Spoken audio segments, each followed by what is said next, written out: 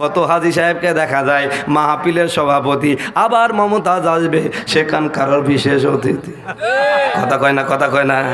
নামের আগে দেখো আলহাজ লিখা, তার মদের আসরে সে থাকে। সুদ ঘুষের হাজানি আছে যত অন্যায়, বেশি বেশি করে না, একটু আটটু ধরে করে। কথা কয় না, কথা। আরে নামের আগে দেখো আলহাজ লিখা, তার মদের আসরে সে থাকে। সুদ ঘুষের হাজানি আছে যত অন্যায়, একটু আধটু করে করে। এমন চরিত্রের মানুষ রূপী যারা, তাদেরকে কেমন লাগে বলেন?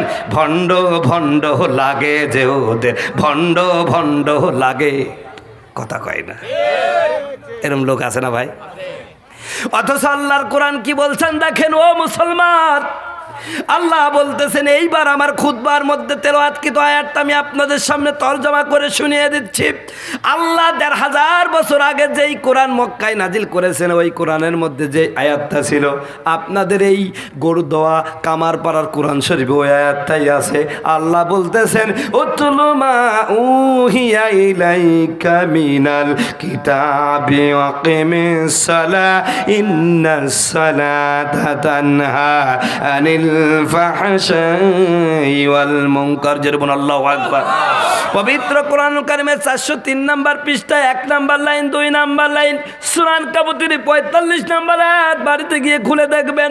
আল্লাহ ডাক দেয়া বলেন, নবী আপনার প্রতি যেই কোরআনখানা নাজিল করেছি, এই কোরআনটা আপনি তেলাওয়াত করুন আর নামাজ পড়ুন। আমার নবী তখন প্রশ্ন করলেন, কেমন যেন আমার আল্লাহকে, ওগো আল্লাহ, ওই যে প্রথমে ওয়াজের শুরুতে বলেছি লাভ ছাড়া কোথাও যাবো। কথা বলেন, কথা বলেন। আমার নবীকে বললেন, ও নবী, আমি যেই কোরআনটা আপনার প্রতি নাজিল করেছি, এই কোরআনটা আপনি তেলাওয়াত করুন আর নামাজ পড়ুন। আমার নবী কেমন যেন আমার আল্লাহকে পাল্টা প্রশ্ন করলেন, আল্লাহ গো, আমি কষ্ট করে কোরআন পড়বো, কষ্ট করে নামাজ পড়বো, এই যে শীতের মধ্যে কি যে শীত পড়তেছে, ফজরের নামাজে যারা নামাজ পড়েন বলেন তো ওযু করতে কত কষ্ট হয়, কথা বলুন ঠিক কিনা।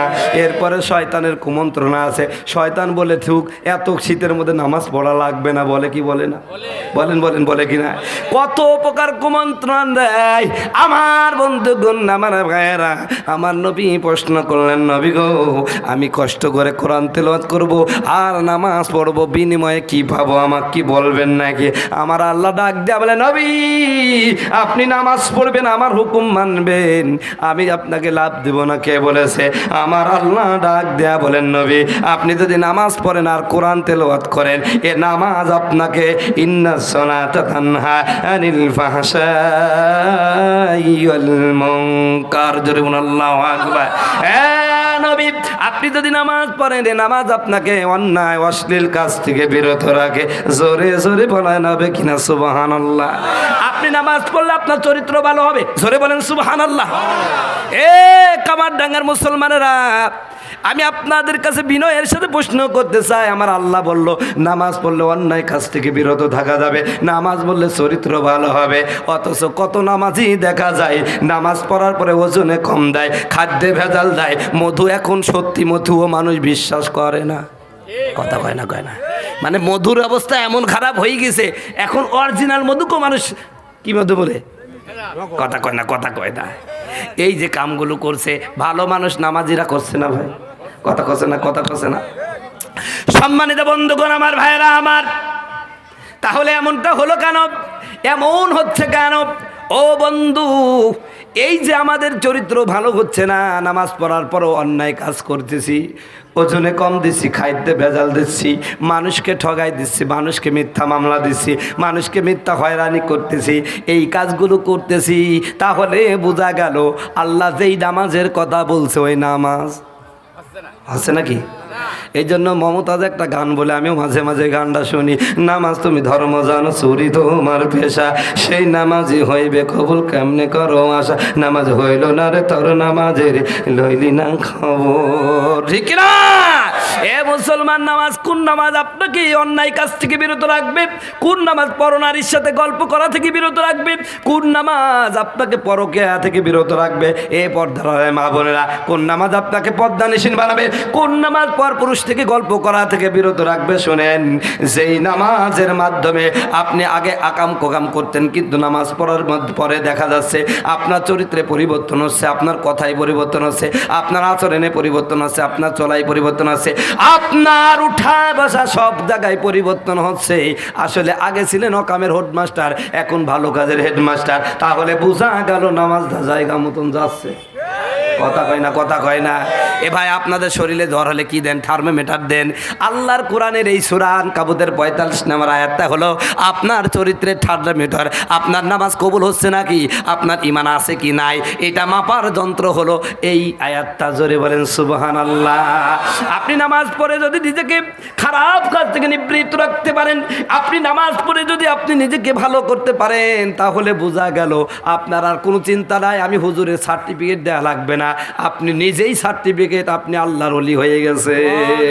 জোরে বলেন সুবহানাল্লাহ। ও মুসলমান, কথায় কথা মনে পড়ে গেল, আমার নবী মুহাম্মদ সাল্লাল্লাহু আলাইহি ওয়াসাল্লাম যখন মিরাজ থেকে ফিরে আসলেন, আমার নবীর কাছে মিরাজের কথাগুলো বললেন। আমার নবী সাহাবায়ে কেরামের কাছে মিরাজের কথাগুলো বললেন, ও আমার সাহাবী, আমার আল্লাহকে আমি নিজ চোখে দেখে আসলাম। জোরে বলেন সুবহানাল্লাহ। কত মধুর আলাপন হলো, কত কথা হলো। সাহাবায়ে কেরামের খুব লোভ লেগে গেল। সাহাবায়ে কেরাম বলল, ইয়া রাসূলুল্লাহ, ইয়া হাবিবাল্লাহ, আপনি নবীর, আপনি তো আল্লাহর হাবিব, আল্লাহর বন্ধু, আল্লাহর পেয়ারা, এই জন্য আল্লাহ আপনাকে স্পেশাল দাওয়াত দিয়ে সপ্ত আকাশ পেরিয়ে আল্লাহর সাথে আপনি আরশে আজিমে দেখা করে আসলেন। কিন্তু আমরা তো পারবো না, আমাদেরও তো মন চায় আমার আল্লাহর সাথে দেখা করব। বলেন তো, আল্লাহর সাথে দেখা করতে মন চায় কি চাই না?